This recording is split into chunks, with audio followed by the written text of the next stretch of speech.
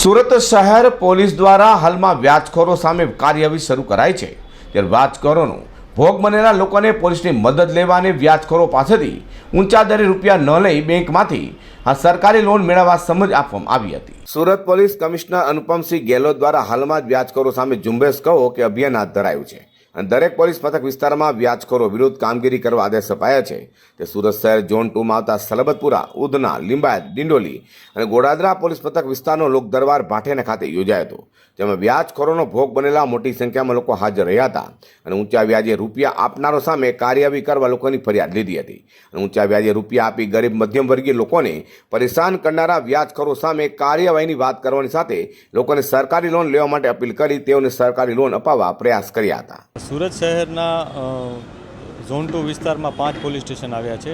ઉધના, લિંબાયત, ડિંડોલી, સલાબતપુરા અને ગોડાદરા, આ 5 પોલીસ સ્ટેશનમાં કેટલાક લોકો કદાચ વ્યાજનો ભોગ બન્યા હોય અથવા એ પ્રકારની ઘટના બની હોય, એ અનુસંધાને એક કાર્યક્રમનું આયોજન કરવામાં આવ્યું છે। આ કાર્યક્રમ પાછળનું જે મોટિવેશન છે અને જે પ્રેરણા છે એ સરકારશ્રીની સ્પષ્ટ જે ગાઈડલાઇન છે કે આ પ્રકારના લોકો કે જેઓ આ ભોગ બન્યા હોય એને એટેન્ડ કરવામાં આવે, એમના અરજી અનુસંધાને કાયદેસરની કાર્યવાહી કરવામાં આવે। એ બાબતે માનનીય ડીજીપીશ્રીએ માનનીય ડીજીપીશ્રીએ એક ડ્રાઈવ આપી છે।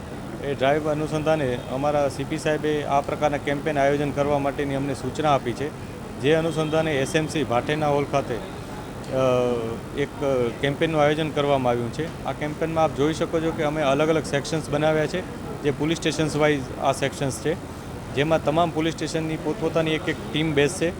આ ટીમ જે અરજદારો છે એમને સાંભળે છે, એમની રજૂઆત સાંભળે છે અને જેમાં પણ કાયદેસરની કાર્યવાહી કરવાનું જણાતું છે એમાં અમે ચોક્કસથી એફઆઈઆર દાખલ કરી અને કાયદેસરની કાર્યવાહી કરીએ છીએ।